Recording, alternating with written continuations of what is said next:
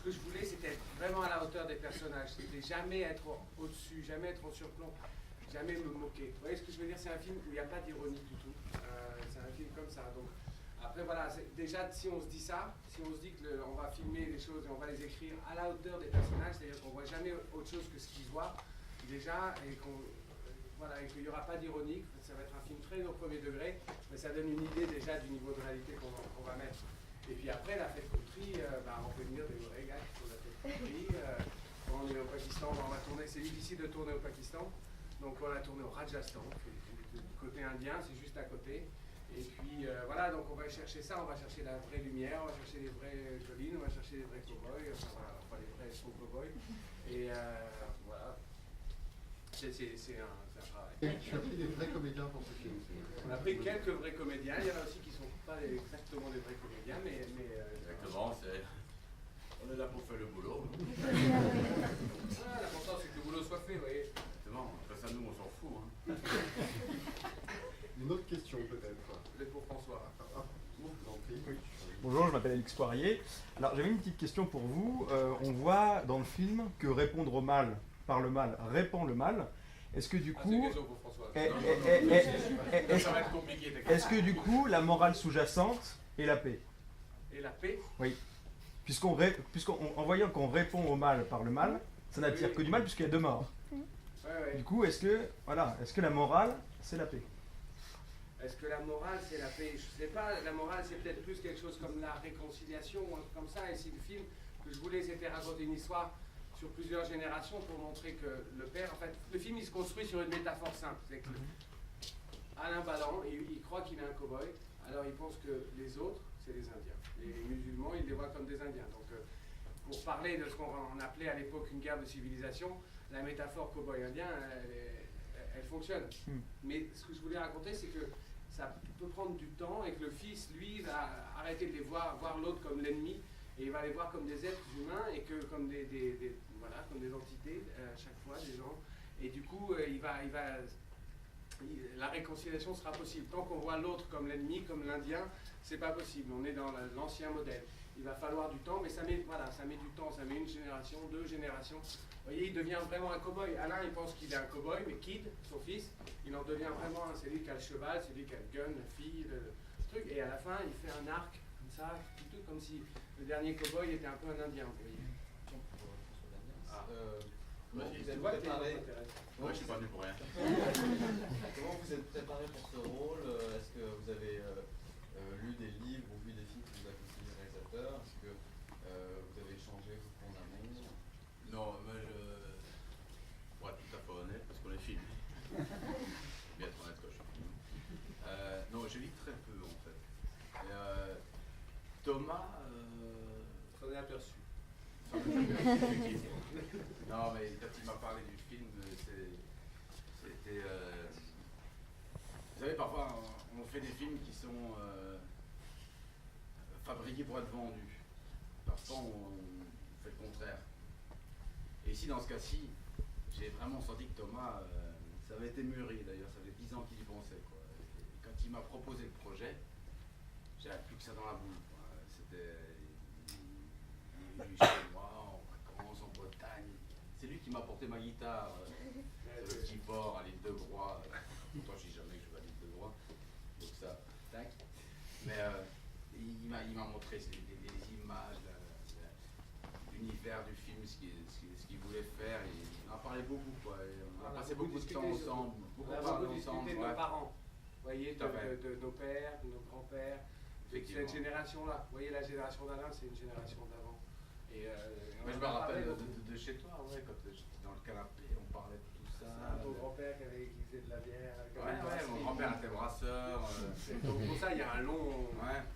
Et puis j'ai rencontré la famille de Thomas, il a rencontré ma famille. C'est un film de famille, c'est un drame familial. Et c'est important, je trouve, de pouvoir à un moment comprendre ce que l'autre attend, parce qu'on n'est jamais que des petits pantins, à un moment, faut s'en rendre compte. Pouvoir vraiment savoir ce que l'autre veut qu'on traduise, il faut pouvoir parler, et pas que parler, parce que quand tu étais venu en Bretagne, on se connaissait déjà avant, mais là on a appris à se connaître, sans parler du film. Et puis petit à petit, C'est un truc de confiance, vous voyez, quand vous allez rencontrer quelqu'un, lui demander de se raser les cheveux, lui demander de...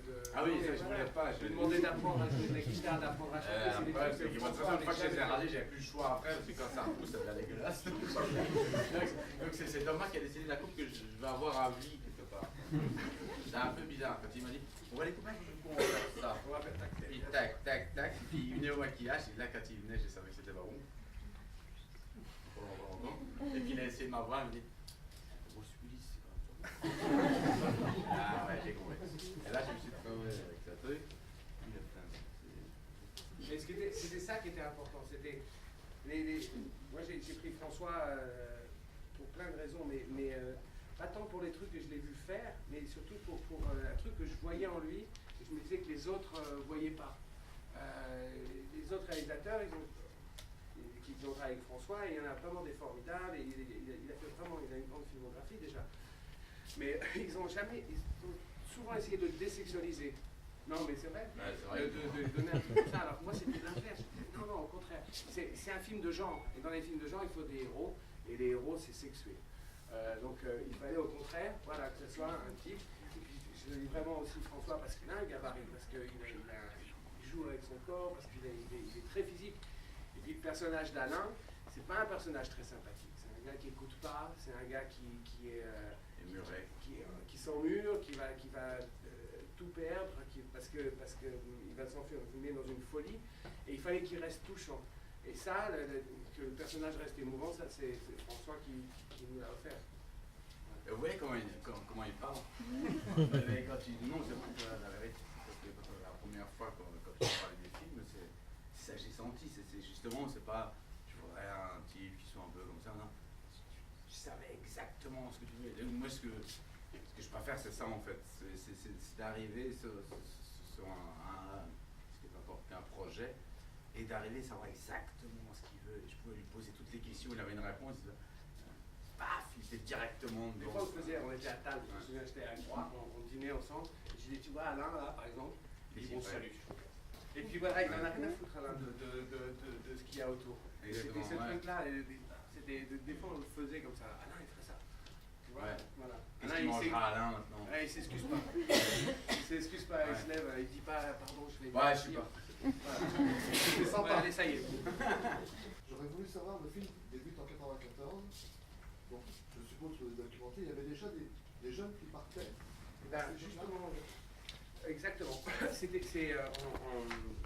savez, quand j'ai commencé à écrire, il n'y avait pas de nouvelle vague de djihad, c'était il y a 4 ou 5 ans, il n'y avait pas ISIS, Daesh, ISIS, tout ça. Donc il n'y avait pas le djihad qu'on connaît maintenant. Donc moi j'ai lu et j'ai appris sur les djihad qui ont eu lieu juste après la guerre de Yougoslavie, des gens qui partaient vers les Balkans, ça, et puis qui après allaient se retrouver soit au Yémen, soit en Algérie, puis qui finissaient au Pakistan. Et puis le film que je voulais faire avec le film, c'était raconter la Première Guerre mondiale. Notre Première Guerre mondiale, pas celle de nos grands-parents, mais celle qu'on a connue nous, et qui a duré comme ça, voilà, les 10 premières années du siècle. On se réveillait un matin, Londres était sous les bombes, ou un jour c'était Jakarta, Madrid, et je voulais que ça venait rythmer le film comme ça l'a rythmé. Mais c'est un truc qui s'est construit d'avant, qui s'est construit à partir du début des années 90, où beaucoup de gens, enfin pas beaucoup de gens, mais quelques personnes sont parties.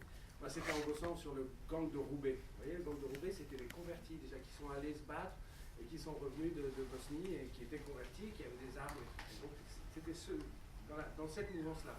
Et du coup, vous voyez, en 94, ça a commencé, et on ne savait pas. Je ne sais pas si vous vous souvenez, mais le 11 septembre, quand le premier avion rentre dans la première tour, et ben on se dit que c'est un accident. Et puis le deuxième rentre dans la deuxième tour, et là on se dit, ah, c'est la guerre. Ben voilà, c'était cette naïveté-là. Maintenant, s'il y a un avion qui vole un peu bas, tout de suite, on a peur. Mais à l'époque, on a un truc qu'on ne savait pas. Personne n'avait entendu, ou très peu de gens avaient entendu parler de Ben Laden avant le 11 septembre. On ne savait pas qu'il y avait des réseaux, qu'il y avait une guerre qui se préparait. Donc voilà, je voulais raconter ce truc-là, et le film se finit en 2011, après l'exécution de Ben Laden, comme si ça fermait un peu cette Première Guerre mondiale. Maintenant, c'est comme si on était sur la deuxième. Quand on en a parlé plusieurs fois en réunion pour parler un peu de l'histoire du film et de ce que tu voulais dire, on a souvent évoqué le terme de racine du mal, comme si cette partie-là qui était méconnue en fait de l'histoire du djihad, elle avait préparé Ouais, la ça- période actuelle et que c'est ça que tu racontes. Exactement, ça a préparé un monde. C'était un truc qu'on avait. Un personnage qui le dit à la fin, là, il dit, enfin vers la fin, il dit c'était le début, on n'avait pas compris. Et effectivement, on n'a pas compris. Alain, il n'a pas compris, il croyait que c'était un petit cas isolé. Le fils, Kid, il comprend ça quand il voit le 11 septembre. Il voit les mêmes images qu'on a vues tous, mais lui, il voit sa sœur. C'est comme si Kelly lui envoyait une carte postale, vous voyez. François, est-ce que tu as pris le cours de chant pour le film? Ouais. Il y a eu du boulot. Mais ouais. Une sorte de compliment. Ouais, et des cours de guitare aussi. C'était la deuxième question. Non, j'oublierai jamais mon premier cours de chant. C'était un ami d'enfance qui est un très grand guitariste, Maxime Blaisin, un musicien de jazz, qui était venu chez moi lundi matin, puis on a commencé. Et je me suis mis sur la terrasse. Et il y avait quelqu'un dans la maison. Et puis il a commencé à me faire. Je te le faire. What's that? Il me dit ça va pas. Il m'a dit pourquoi? Je lui ai dit il y a quelqu'un dans la maison. Ouais, il me dit oh, ben, c'est bien parti. Ouais, j'ai dit oui. Et puis en plus à l'extérieur, j'ai l'impression que les voisins écoutent. Donc on va arrêter. On est rentré. Doucement. Et j'ai pris peur. En fait, je me suis rendu compte que je peux paraître quelqu'un de très extraverti, mais je suis très physique. Et donc ça a mis du temps à sortir. Ça a mis du temps. La voix est sortie plus vite, contrairement à ce que j'imaginais avec la guitare. Mais ça a mis 3 mois. Mais après, Et tous les jours, 3 tous les jours, heures. ouais, ça, tous les jours. Mais après, je veux dire un truc, c'est que quand il est arrivé, qu'il y avait 200 cow-boys en face, et qu'il était sur la scène, alors ça Ouais. l'a fait tout de suite. Bah ouais, il y a un Voilà. moment où... T'étais que dans sa cave et tout ça, Ouais. c'était compliqué. Mais dès qu'il y a eu du monde, et c'est ce que je lui disais. Je lui J'habite disais- dans une cave en fait. En Belgique.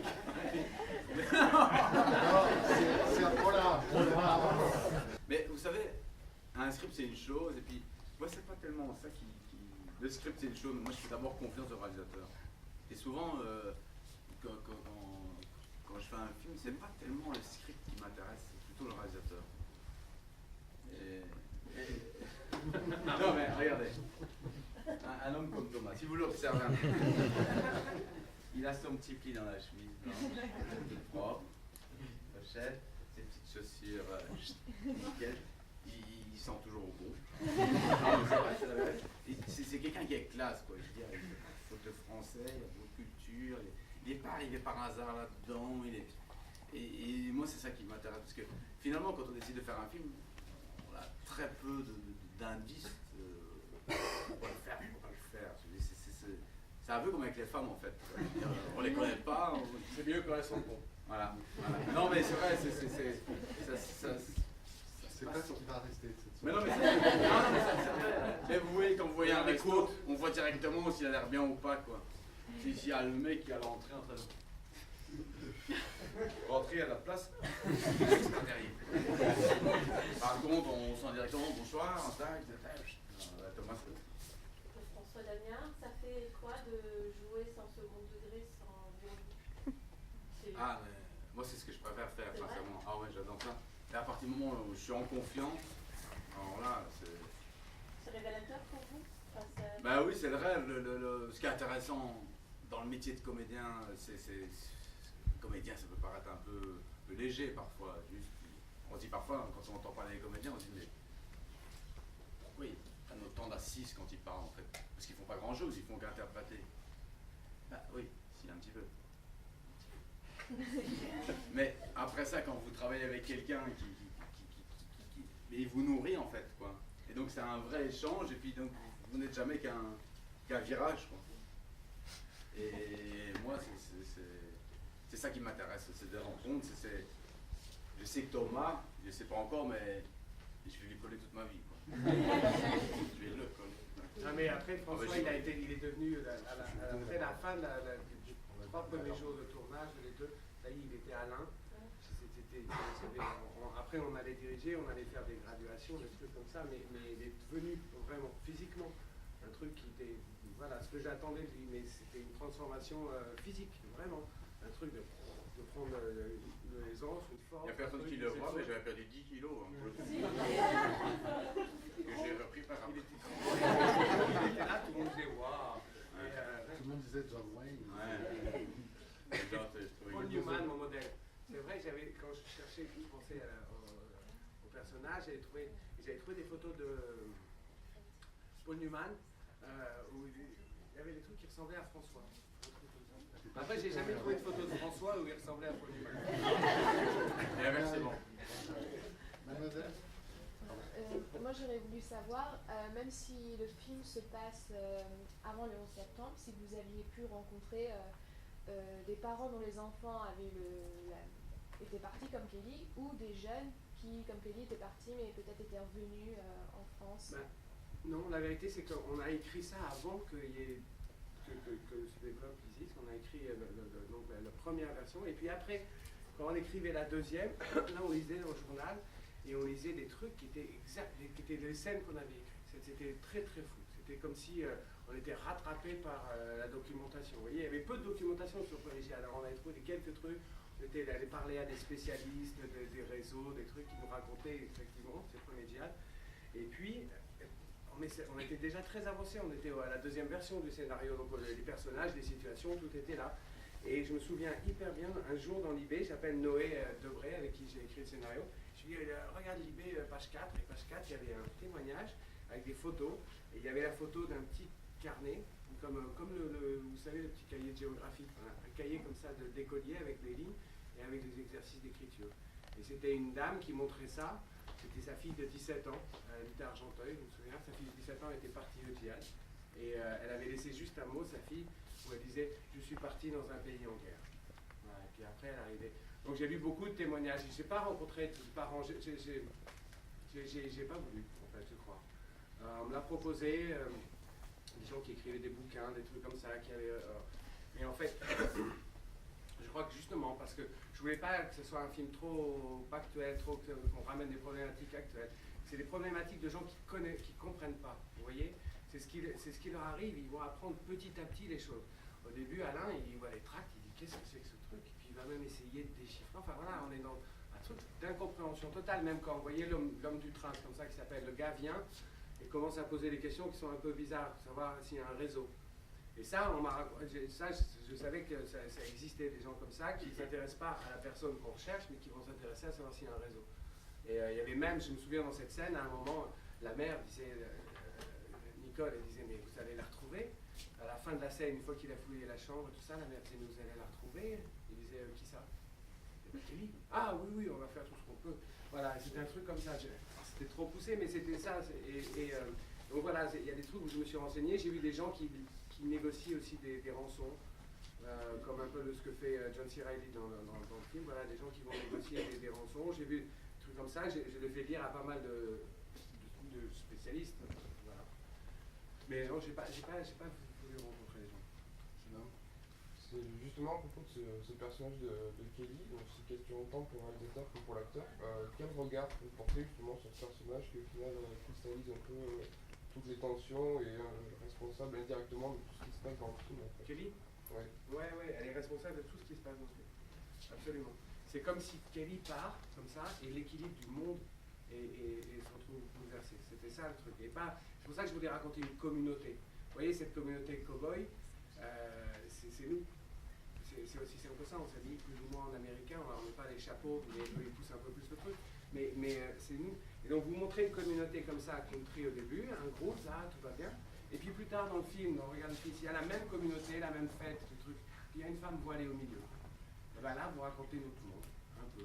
Comme si on était nous dans une communauté comme ça, et puis qu'il y avait des gens voilés. Alors là, il y a des gens qui vont essayer de lui arracher le voile, d'autres qui vont la défendre, d'autres qui vont tomber amoureux d'elle. Et puis il y a le shérif qui a un peu l'autorité dans ce petit monde d'opérette, là, comme ça, qui regarde la scène et qui ne sait pas quoi faire. Ben ça raconte un peu notre monde. Et donc le regard que j'ai sur Kelly, c'est que je pense qu'elle était amoureuse d'Ahmed, qu'elle est partie. La mère savait un peu qu'il y avait une histoire avec Ahmed, mais bon, elle n'imaginait pas ce qu'elle était. Et que voilà, je pense que si mes parents s'habillaient en cow-boy le week-end, j'aurais qu'une envie à 16 ans, c'est de me barrer. Après, voilà, je pense que à mon époque, elle serait partie à Londres prendre de la drogue dans un squat, je sais pas quoi, ou 20 ans avant, elle serait allée à San Francisco, baiser avec tout le monde.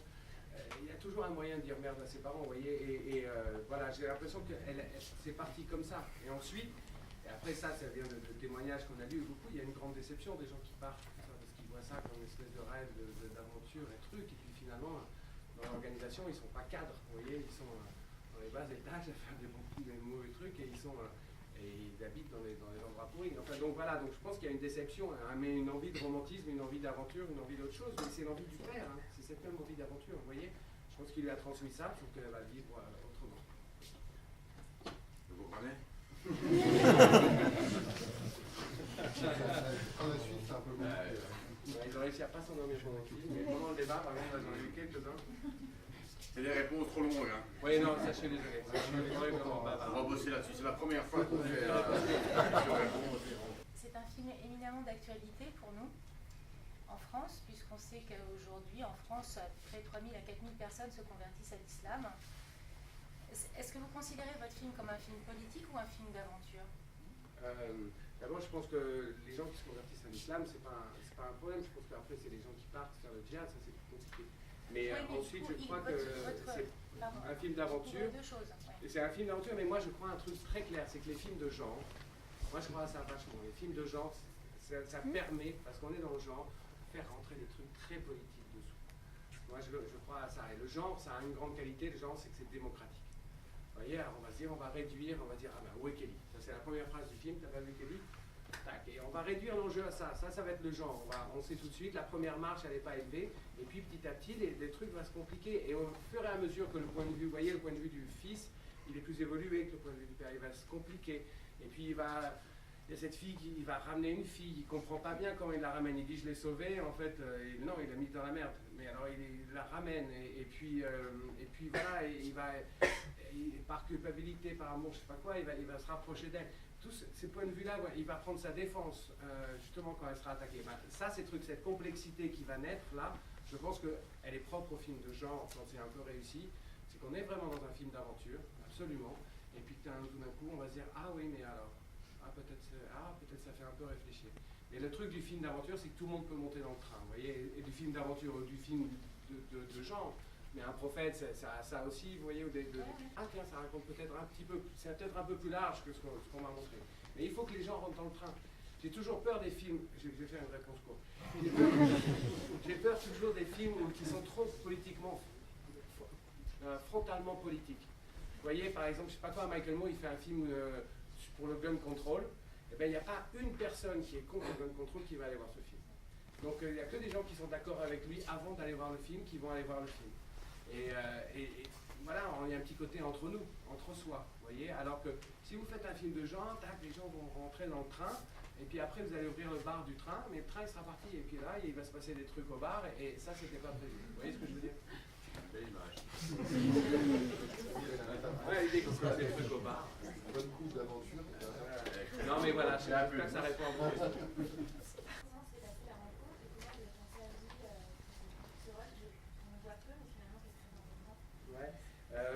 J'avais rencontré John C. il y a 2 ans pour un projet d'écriture. Et puis je lui ai envoyé un mail en disant voilà, est-ce que ça te dit de faire du cheval au Rajasthan? Et puis il ne m'a pas répondu. Alors, bon, et puis c'était au début de l'été, puis au milieu de l'été, j'ai reçu un mail. Et puis il disait ah oui, bien sûr. Il disait je t'ai pas répondu tout de suite parce que c'est l'été, et puis parce que quand j'ai lu ton mail, je me suis dit oui, bien sûr. Of course I'm doing this. C'était ça son mail. Mais c'est vrai que... Et donc voilà. Mais c'est vrai que c'est un acteur comique aussi, en fait, mais c'est comme François, je pense. Et qu'avant chaque scène, quand même, on bossait, quoi. On a vraiment essayé d'apprendre à se connaître. Au début, c'était dur d'avoir 2 comiques sur la même chose. Donc j'ai dit, bon, je vais en tuer un. Voilà. Donc moi, c'est toujours pareil. Après ça, me demande si j'aime bien John Thierry. Moins qu'avant. C'est différent. Non, et après, voilà, il apporte un truc, vous voyez, le personnage, il apporte un truc, il est hyper américain, Joyce. Et il a un truc comme ça, il est très agréable comme gars. Donc si vous n'allez jamais au Rajasthan, je vous conseille d'y aller avec John Thierry. Et c'est toujours agréable. Et puis non, il a un truc comme ça, et je voulais pas que ça soit un personnage dépressif. Vous voyez, pas un gars sombre qui est loin de sa patrie souvent. Il fallait qu'un mec, quand il vend son truc il fallait qu'il ait envie de le suivre, vous voyez. Donc il fallait que ce soit un gars comme ça, assez débonnaire, avec une vraie énergie. Et puis voilà, John, il avait vraiment ça. Il a le format, il a le truc, et voilà, et il est très américain. Le personnage s'appelait l'Américain. Et en fait, il aurait pu s'appeler l'Amérique. Vous voyez, parce que c'est comme ça, un truc une figure vaguement paternelle, comme ça, qu'on a envie de suivre, et en même temps à qui on ne peut pas complètement faire confiance. Vous voyez, c'était exactement ça le personnage de John. Pourquoi ce saut dans le temps, vu la recherche de Kelly? Parce que sinon, tu avais plus de la même chose. Vous voyez, ce qui m'intéressait, le film fonctionne vachement comme ça, sur un truc de transmission, et puis on voit beaucoup les conséquences des choses. On voit un peu les choses, mais beaucoup les conséquences. Et on ne voit pas Kelly, par exemple, par contre, on voit toute la traque. Et donc, voilà, le père, il va le chercher pendant 3 mois, et puis après, hop, on est 5 ans plus tard. Et 5 ans plus tard, voilà, on va compter ce qu'il lui reste. Pas grand-chose. Il lui reste son fils, il n'a plus de pognon, il est dans une piole pourrie, il a un coup de fil, et puis voilà, et puis on comprend parce qu'on lui dit, ah, c'est toi le Français qui était, après on raccroche les wagons, c'est toi le Français qui était au Yémen, vous voyez, des trucs comme ça. Et donc je pense et c'était important de le voir avant et après. Parce que sinon, pendant, je vais voir plus de la même chose, je vais voir la lente dégradation d'Alain. Et là, comme je voulais raconter une histoire longue, et puis là ça reste un film, donc pas une série. Et donc voilà, ça aurait pu être saison 1, vous voyez, presque. Mais là, on a les conséquences de la quête. À un moment donné, c'est pas que perturbant d'être un Belge qui joue un Français, qui dit Anvers et a parlé anglais en Belgique. C'est cool ça. Écoute, moi je me fie au scénario. Je fais confiance au metteur en scène, au scénariste. Et puis je disais avant tout, l'acteur il est payé pour dire ce qu'il dit. Après ça, moi, c'est pour ça qu'on a fait les scènes en anglais. Ouais. Bon, il est en Belgique, il est dans le nord de la Belgique, à Anvers. Non, mais c'est vrai que t'as raison. Hein. Nous on dit Bruxelles, vous dites Bruxelles. Vous dites Anvers, on dit Anvers. Mais vous dites moins de choses qu'on dit pas. Ils sont très pudiques, ils les aiment bien. Ah non, mais c'est vrai, regarde, moi, c'est François d'Amiens, alors qu'on dit je viens de Amiens à la base.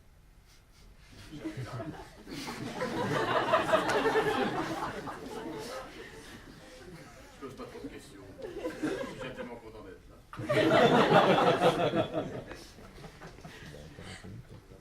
On remarque au début que Alain a une relation très complice,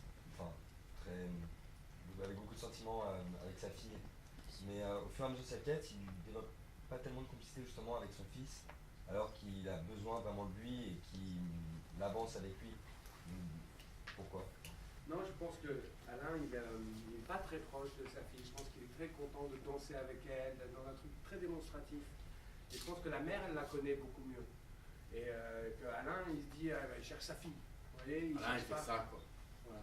Après ça, dedans, il ne fait pas trop attention à ce qui se passe, quoi. Voilà, il prend tout le monde avec tag, et voilà, avec son fils, voilà, quand on est surtout 5 ans plus tard, son fils est devenu son gardien. Enfin, c'est lui qui conduit la bagnole, c'est lui qui roule ses clubs, c'est lui. Tout de suite, on instaure cette relation-là.